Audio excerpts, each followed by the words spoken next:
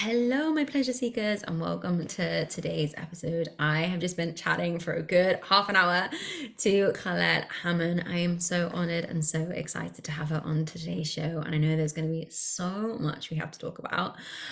So Colette, thank you so much for joining me today. I would love to know who you are, honey, a little bit about you. Well, thank you, Lucy. Thank you for having me. Super excited to connect, and I'm super happy you're putting this out there into the world because it's something we desperately need. My name's Colette Hamon. I'm originally a farm girl from Saskatchewan in Canada. So I was raised on the farm, and in that upbringing was a strong Catholic influence. And so I'm also a Reformed Catholic, which programmed a lot of my neuroscience and psychology and body issues and how I saw sexuality for a large part of my life. And through a long series of events and ups and downs and twists and turns, I now own a lingerie, swimwear, and intimacy device business in Calgary, Alberta, in Canada. The lingerie and swimwear we have under the brand Bratopia, and the intimacy devices we carry under a brand called French Postcard. Amazing. Oh my goodness. Okay. So much to unpack. Okay, wow. So you've come from, and this is quite a common theme with my guests, myself included, quite a religious family. And it's almost like there may be rebellion, correct me, I don't want to put words in your mouth, of like going potentially the other way or being your authentic self. So how did you manage to develop this comfortability with who you actually are as a woman? That's a great question. So I've always been a unique soul, but Mm. of course we don't embrace our authenticity till later in life when we have the confidence to do so. But even I remember in the school system when we had our catechism classes, there were just concepts that like innately they didn't make sense. I remember them teaching abstinence and no masturbation and that you marry and have children. And I just remember thinking, like, really? Is this life? Like, is this what there is in life? And I even remember having a conversation with my mom. Like, she was trying to have like a sex talk with me. And she was very like, she's more open than some, but she was sharing about like, the biology and the risk of pregnancy and all this. And finally I'm like, okay, but mom, like, is it good? And she got so triggered and ended the conversation. And that was my first piece where I'm like, it must be if that was her reaction.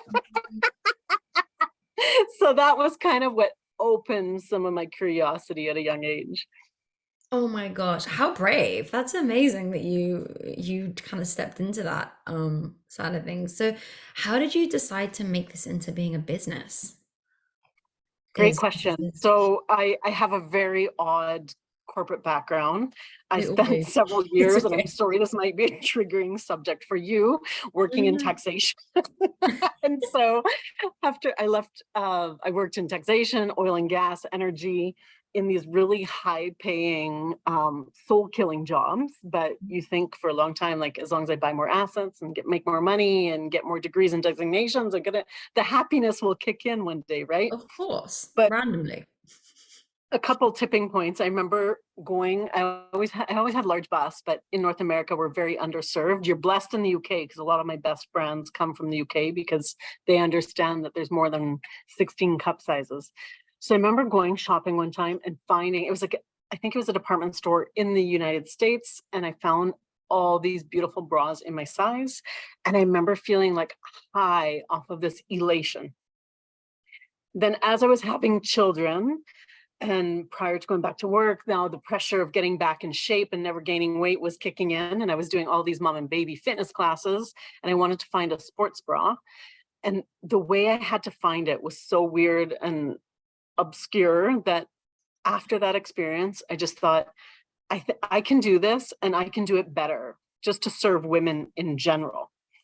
And part of my motivation was also that I know the times that I felt good about who I was, how I looked, how my body was, that there was a product, whether it was a sexy bra or a sports bra that fit me, it increased my confidence and as well as what I could accomplish in the world. And so even with what we do, our mission is to empower women And so we do it this exact way because we want women to accept their bodies and love their bodies as they are. Totally. Oh my gosh, that's such a beautiful concept of like how you birthed your business. Um, so how did you start this? I mean, so your mom, you're trying to get back into shape. Did you head back into the corporate world? Like, there's a lot going on here. Like, Oh how did you man. actually Okay. get there? So I'm like the starting story. Like this should never be in a textbook because I think people romanticize business startups a lot. This is why I I just asked. I remember, think it's important. right, of course, of Totally. course. I remember having this epiphany. It was the summer of 2010. And my youngest was 6 months old. No, he wasn't. He was like 5 months old. Or sorry, my middle child. It was my second child. It was on maternity leave. We get a 1 year maternity leave in Canada. Right. And I just found the sports bra, thought I could do it better. And I seek some advice. I'm like, how do we start this business? There was a trade show in Las Vegas that serves the lingerie industry. This trade show still exists in New York now. And I thought I'm going to go there and explore all of this. So I picked up these babies that were like 2 and newborn and took them to Las Vegas with my now former husband and went to this trade show and did all the research I could. But it literally was started like on my kitchen table with a macro level vision. I had no idea how to do this, but I was also doing this while on maternity leave from my corporate job with these 2 children. And I was also building a house at the same time. So these are like moments in my life. I have no idea how I survived it, Lucy, but I did. And so through grit, perseverance, and then, yeah, and then shortly later, like a third child came, and then my husband and I divorced. So it was never a dream time. But I do remember also returning, or I had to return to my corporate job. And it was at that point, I was like, okay, I can't have 3 kids under 5, a full-time corporate job. I now have this business. We had rental properties at the time, maintain a house. I think we had a dog, and not hit a wall and burn out. So I'm like, okay, I'm going to just take this risk and put everything into the business and hope for the best. And thankfully, a lot of good luck happens when you bust your ass doing it. So it's been here. We've grown. We're still here, and the birthing story is far from romantic. Wow. I mean, what birthing story in general is romantic, right? So true. So Oh my true. gosh. Did you, when you took this risk though, you're Mhm. clearly a very smart human. You must have done your actual realistic due diligence, right? Your realistic like checks and understanding, or did you just have like a gut instinct to just go all in, which is equally as smart? It was probably a mix, like a Yeah. combination. Like I like to say that I'm a calculated risk taker. I'll Mhm. take risks, but I've done my research. Yeah. And I think the biggest part of it was I had never invested so much of my own money, and the money I'd borrowed was leaned against my home. So Mm. the borrower would have got my home had this failed. So all those pressures, but I do remember at the time I had a nanny because I was working still, and I woke up every day and puked from stress. And at one point, she had the courage to come ask me, and she's like, Colette, are you pregnant again? And I wasn't at that time. And I'm like, no, I'm just so stressed about this new business. And she's like, I've been praying for you every Sunday at church. And we're pregnant again. I'm like, no, no, it's just the pressure of all this money I've invested, and I have no idea what's going to happen. So Oh my God. The nanny was probably like, love your she kids, was but probably you're like, the please, fourth one. God, no. Like, Right. Yes. wow. So what came first? Was it Bratopia or was it French? I can't French Postcard. sorry, French postcard. Bratopia came first. So at one point, so I'm at the lingerie trade show twice a year typically. There was a sex toy intimacy device supplier at the show, and I knew their product, and I'm like, oh, interesting. And so we started chatting with their sales team, and they said, yeah, we're here because we want to get into more high-end lingerie stores. And I just thought, like, I don't know, because in high-end lingerie, you get a lot of conservative women. Even when we profile our clientele, I thought, oh, this could be triggering. Things weren't like, even though this is like probably 11 years ago, things in the world still weren't as open and fluid as they are now. And discussions around sex or LGBTQ or trans or all these other things that now seem much more fluid and accepted. So I remember really focusing on like, I don't know if my clientele could accept this. And they shared the statistic with me. And they said 90% of your clientele will never walk into a sex store. Like, and at that time, it still would have been like video store, magazine, and that's where you kind of got your sex toys. And I thought about it and I'm like, I don't even want to walk into those most of the time. And I'm super open-minded. And I was like, yeah, that's very interesting. So we started bringing in a few of the devices and I was shocked how quickly they started selling. So with time, now what happened was we broke off the brand with time. So we always started bringing them into Bratopia, but you end up in what we call Google hell or Google purgatory. If you, and I'm sure you have this experience from your podcast, if you use the word sex or sex toys or anything that's too sexual, you get coded a different way. So for our main website not to get affected, I thought, okay, I'm going to create this new brand and we'll market it differently so that we can really work on devices, education, and not having to filter the words we're using as much. And I think some of the where the name came from was a British film called Mrs. Henderson Presents. And she talks about how when they found her son dead in the war, in his pocket, he had a French postcard. And at the time, it was a photo of a naked woman. They were produced in France. And I looked them up online. I'm like, oh, what is a French postcard? And in the movie, she shares that she realizes her son died and had never seen a naked woman. And that's why she started her review in the theater, which is what the movie's about. But when I looked at these and thought, holy cow, at one point, these were illegal outside of France. And this is what pornography consisted of. But the women were like curvy, non-photoshopped. There was no part of them that had been touched by a surgeon and I just thought like at one point, this is what turned people on. And this was my inspiration because unfortunately the media of what we see now affects women psychologically and physically so badly that if we could turn back to that time and that was what pornography was, I think we'd have a lot less issues with especially female sexuality. Totally. I even think like I'm going to be careful how I word this, but like even before a woman becomes an adult with that kind of stuff, because it's all programmed from like a very early age, sexually or non-sexually, to look a certain way. And like we was talking about earlier, like when you've hit a certain number in your age, you're not maybe sexually appeasing anymore or liberated, or you shouldn't be doing all these crazy things that you want to do. And I even thought about this last night and I was like, when I turn 70, I think I might be a stripper. Like why not, right? I want to be the grandma that granny's off stripping tonight. I was like, yeah, did you see the new Bachelor? There's like a silver Bachelor and he's 71 years old, the new reality series. So you're on the right track, Lucy. There you go, right? 38 years to go. Done. Okay, cool. Right? But I totally really respect you for taking that step because that is like the absolute opposite to the majority of the world, or at least like where we are both from and live. So how did you find people respond to that at first when that was the imagery or messaging that you produced? For sure. And we were very early adopters, even with our lingerie and swimwear, to use real women. And so I know that was helpful for people to feel comfortable that they could come in.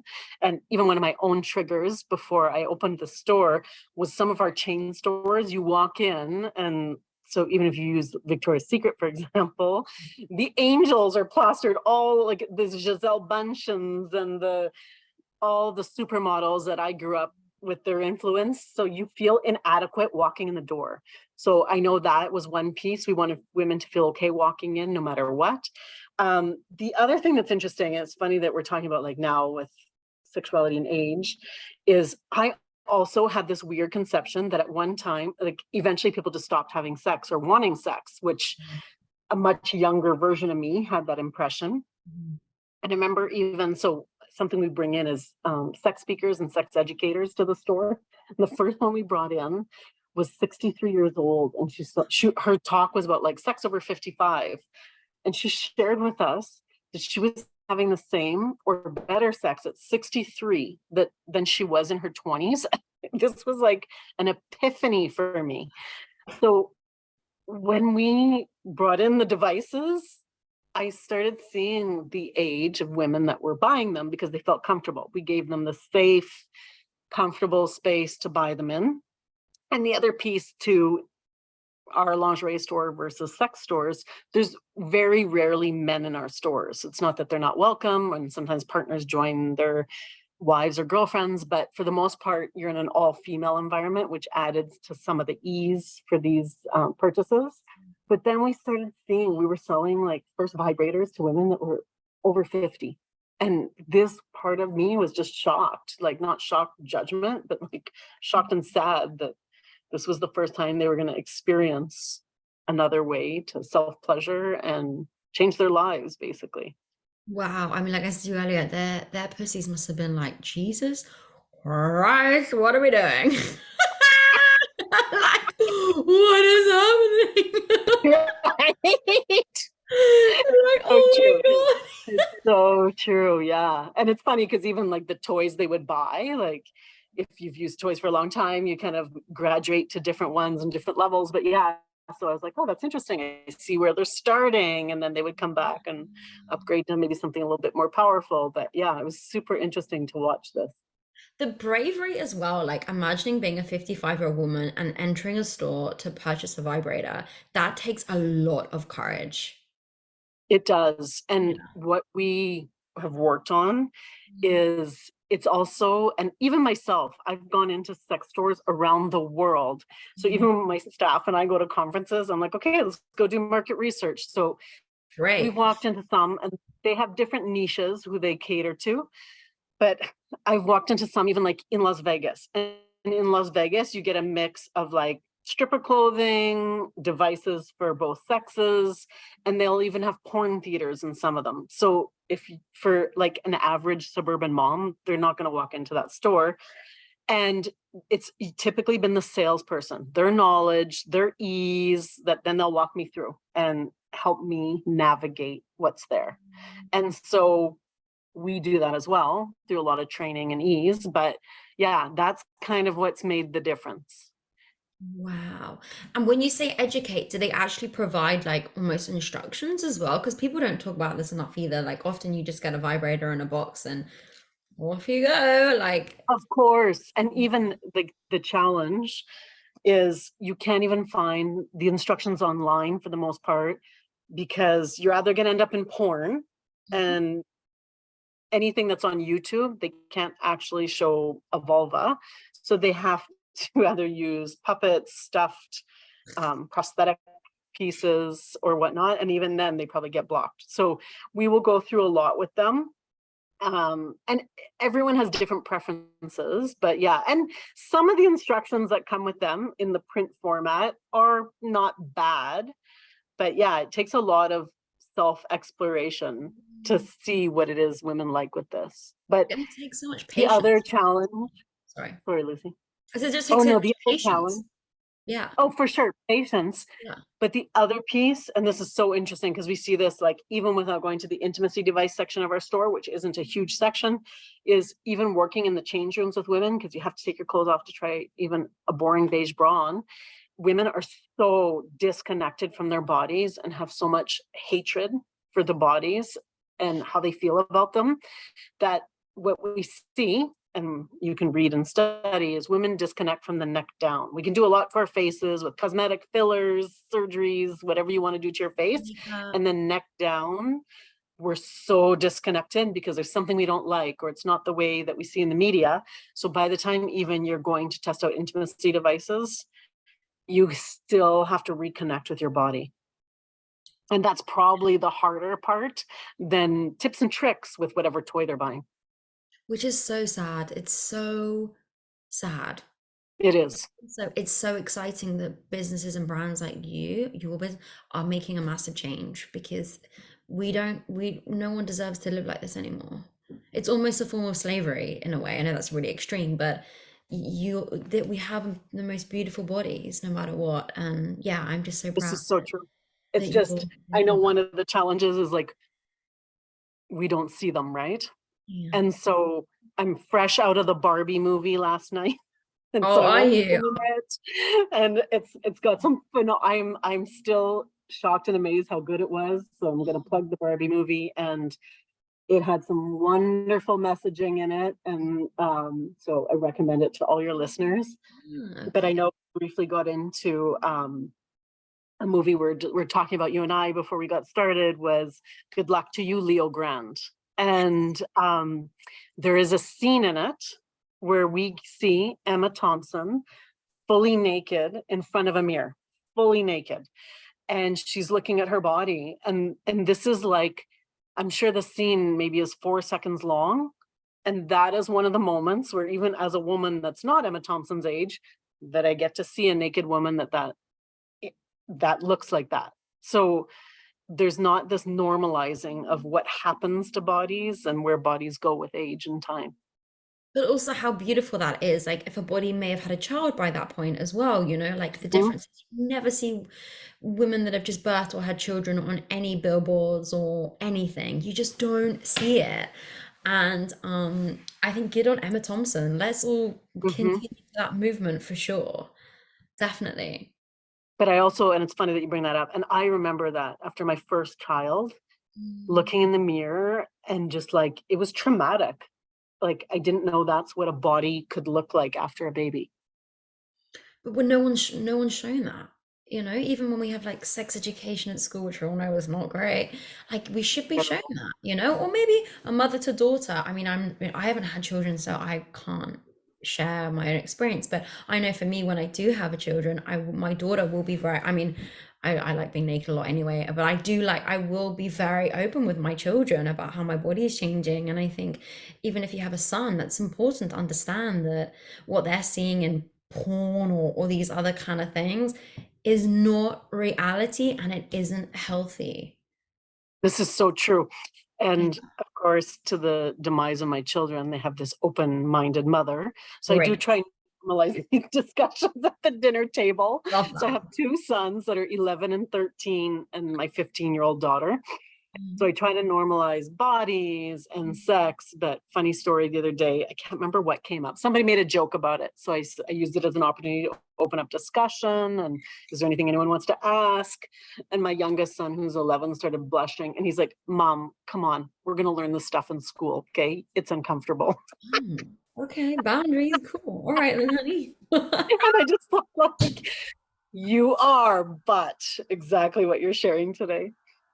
Wow. But he'll probably then go to school and be like, oh, this doesn't sound right. I'm gonna Right? go mom. I didn't get what I needed.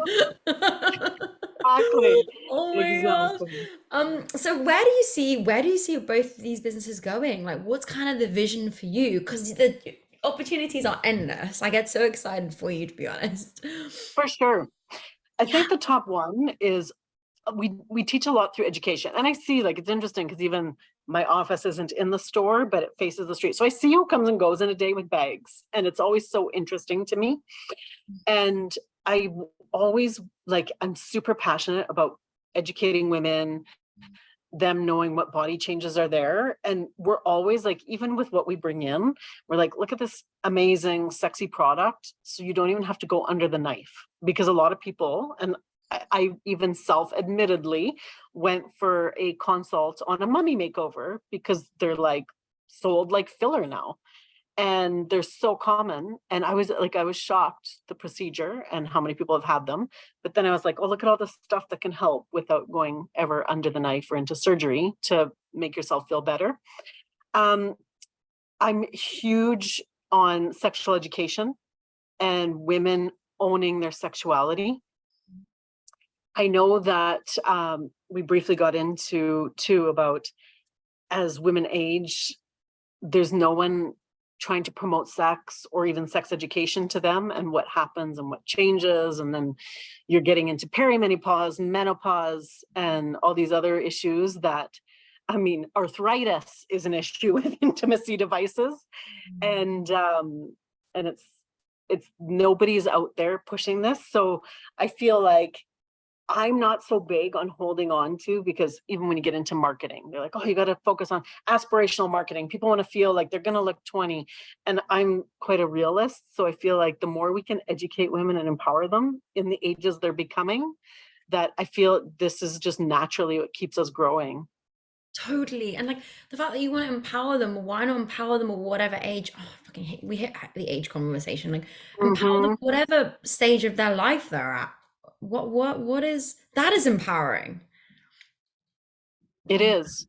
And it's interesting because I know we both have a love of Sex in the City, and their current series, which now they're all in their 50s, and it's, oh, we talked just like that. And so I'm amazed because they are still showing like their sex lives and these women in lingerie and the risque things they're doing and trying, which I love it because it's going to help normalize. And the more that you can show this and normalize that sex happens at every age, the more you can change the world. totally. Totally. And like because the world is changing so quickly now, not everyone is married with two kids by a certain age or settling down in the suburbs and then retiring at 65. Like a lot of people aren't doing that anymore. And it's almost like the world hasn't caught up with the sexuality side of things as well. You know, like, okay, you may be single and 65 and never had children and just travel the world. So Hmm. why not? What's going on in your sex life? Because your sex life can't be sleeping with your husband while your kids are at school, you know? So it's, I feel like the world is catching up with how we as humans are changing as well. Just kind of coming up It's with. true. And it's interesting. The other piece that I guess I have found shocking is I I always joke that I've been married 1.5 times. Once I was married and we got divorced, and the other time we lived together for 7 years and then ended that relationship. I'm a huge supporter of, if you read or listen to any of Dr. Shafali Tsabari's current work, she has this great message. It's like, as long as you're growing with someone and it works really well, then stay together. But staying together to say you stayed together till death parts you is not a reason to stay together. So I think the other piece that shocks me, just even you're bringing up the suburbs and these marriages with kids, is how normal sexless marriage has gotten to be for so many people, and the effects it has on couples and whichever. It's not all like, I know it gets pegged a lot to that it's the wife or the female partner that shuts down the sex. Sometimes it's the male. But yeah, I get shocked at how many people live in this and go years without having sex. So this is just something to see that it's It's, like I've only discovered this with age and people that are open with me, but it shocks me. but people don't talk about it, like we were saying earlier, like at a girlfriend's lunch or dinner. I mean, I have very open girlfriends, and it sounds like you do as well, where we do express these things when things don't feel right with the guy or our bodies or where we're at in life. But it is a really lonely place, and I do have some women approach me because of the show and share, you know, their own personal experiences of being in long-term marriages and not had sex for many years once the kids have arrived, or stresses in life, you know, they don't feel safe enough in their bodies to orgasm, or they don't trust their partners. And I always say the same thing to them, and I always say this today. It didn't start there. It started a longer time than that. And I feel blessed right now to be where I'm at, to be able to do the work and work out and go really deep on myself. Because I think if you've attracted that partner and these circumstances, it's kind of just added layers to make it look like that's where you're at, when actually you've allowed that in from the get-go. There's something else going on in your psyche. So I think there's, like what we were saying earlier, your sex life just sums up your business, your money. Mhm. The other piece that's so deeply tied to it, I know we briefly touched on, is that it also involves levels of communication that most people aren't comfortable going to, because it takes deep vulnerability on either side to have these conversations or for it not to trigger a fight. The other piece that is very interesting that's coming out a lot now is also, some of it too is tied to the quality of sex. And I follow this one sex educator that posted this amazing thing the other day, and I thought, oh, this is so true. Is that if you have two people and you serve one canned ravioli, so in North America we have Chef Boyardee. I don't know what the brand of choice in the UK for canned ravioli is. Okay. And you serve the other one, the absolute best handmade ravioli with a next level sauce made by a nonna. And one of them says, you know what? I don't really like ravioli. Is it really the ravioli? Like, is it their dislike of ravioli or that kind of ravioli? And so she was using this comparison to sex, which I see all the time, or I'm not going to lie, or I've experienced it, where you're like, you know what, if this is what was being served up at home, I probably wouldn't have knocked for more either. Totally. I love this. I have a similar analogy. It's like fast food or gourmet. Right? It's like, And sometimes yeah. fast food is delicious, okay? Like it is. But if you only ever eat fast food, they've made documentaries about this and the health effects. Yes. It's like the investor and the consumer, right? Like the one Right. who just kind of wants the one night stand, the fast food, get it in, Oh, come go, yes. or the Yes. investor that wants to take it slow, So enjoy the true. taste of the Italian food Yes. or the sushi or wherever you are in like Nobu Mhm. in Dubai or, something Oh my beautiful. gosh. Right? You pull out the Michelin guide. That's what we want. Not the Michelin guy. And it's so interesting because even I was recently in South Africa at a conference and I'm at a table, the conversation turns to sex. I'm always very Of passionate course. about this topic, so I love it when it turns there. So there's a gentleman beside me and he starts talking about his sexless marriage and how bad it is. And everything he's sharing is very like patriarchal, a little bit misogynistic. And finally I turned to him and I said, okay, I have a question for you. Have you ever gone and done research or tried to find a coach or a course that focused on like the technique you're bringing or how to be an incredible lover? And I saw I triggered him and he's like, no, I haven't. And so everything he was putting on the wife. And then again, it just made me go to like, okay, what kind of ravioli is getting served up at home? That maybe that's what the issue is more than anything. And then in my recent travels, I was in Rome and had the pleasure of seeing Sting. Like Sting and I were Oh, 12 feet apart at one point at his wow. concert. That man for 71 years old, I'm sorry, Lucy, he is amazing, like how he looks, his fitness level. And I remember there was like this intuitive thing in me that I'm like, what was it about Sting again? So thanks to Google, I don't know if you remember, or maybe you never knew this, but Sting came out several years ago talking about that he had 7-hour tantric sex sessions with his wife. Yes, I And remember this. I do okay, remember this. That's and how I it actually came then out in got an into interview. Tantra. Yes. Yeah. And Yeah. now, and allegedly they still do. And I'm like, you know what? Maybe that's why he looks that good. Genuinely, that I get that from His people. arms. It's true. That, but sex is creator energy. It's the most healthiest energy Yes. we have. We create life. It's people say to me a lot, they're like, oh, how come you look 25 and you're 32? And sometimes I'm so tempted to be honest. Other times I'm just like, I'm not stressed.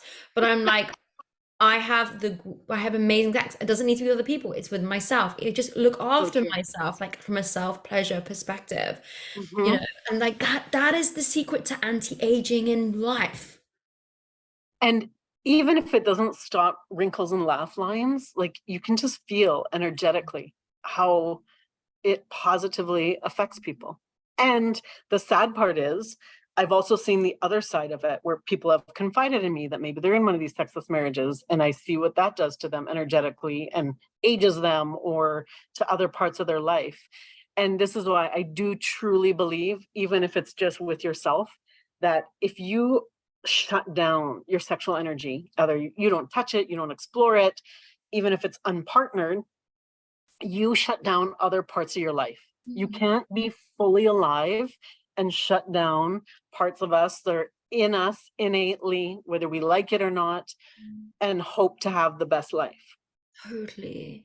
So for anyone listening right now, like what would your tips be then for them to start if they are in like a sexless marriage or they're on their own and they're feeling like I'm ready, to my That's a self-worth is great higher. question. Yeah.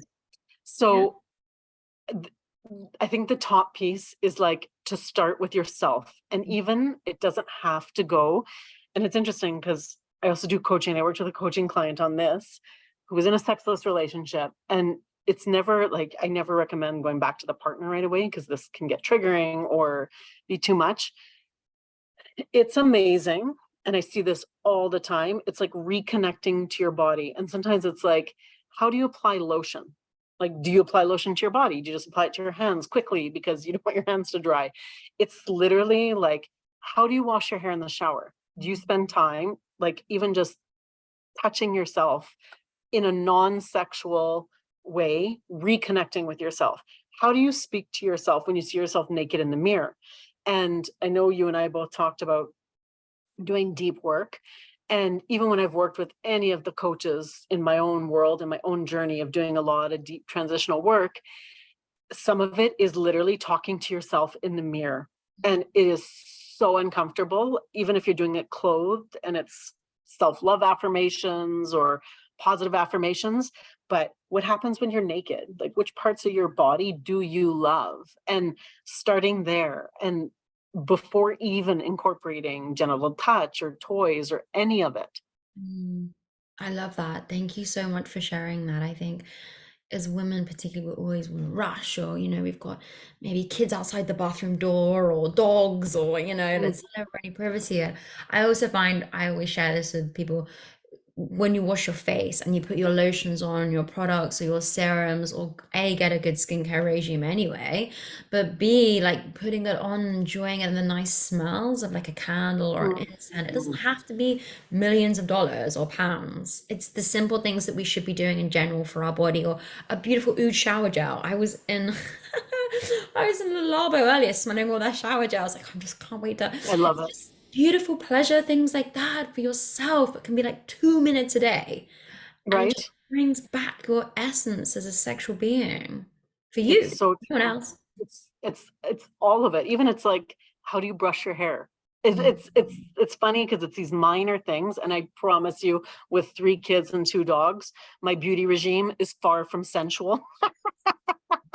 Most days it's just like, okay, I got to get this done and get the day started. So, but I get all of these parts, and it's just sometimes reconnecting there. Mm. Or even like, one thing that I've even personally found transformative, and I know some fantastic photographers in Calgary that do this, even going and having a photo shoot, and Yes. having someone capture you in a way that you Mm. don't see yourself day to day, can Yeah. be so transformative to reconnect to yourself, your body, how gorgeous you actually are. Mm. And then being able to trust the photographer, obviously, like, did you know some good ones to have that level of like trust? And there are people that specialize in doing like nude photo shoots if that's what you want to Mhm. do, or natural photo shoots. I did something very similar after lockdown in Australia, and I know I'm gonna blow them up and have them in my house. And yeah, when my grandchildren come over, I'm like, oh, it's your naked grandma. Right? Just like Yeah. Samantha did that on Sex and the City. Did she? Oh, I And always then the people always delivery okay. I guy. didn't know that. Ah, I often get things like that. Okay. Oh, it's Um, okay. oh, I could chat to you for hours. Thank you so I much for love it. joining me today, honey. And for people Thank that you, are Lucy. listening that want to try on any of your toys, your devices, Yeah, or beautiful lingerie, where can they find you and your brands? of course. We're at bratopia.ca or frenchpostcard.ca. And we're all across every social media channel, but that's probably the best starter is on those websites. And then I know there's a little bit more about my bio. I'm on LinkedIn if anyone wants to connect as well. Beautiful. I'll put all of that in the show notes for everyone to have a look. And by all means, please feel free to reach out to Colette or myself if there's anything you want to talk about or you're interested in. And thank you so much for listening today. And Colette, an absolute honor and pleasure to have you. And thank you for being you. And what an inspiration you are to so many of us. So thank you so much for joining today. Thank you, Lucy.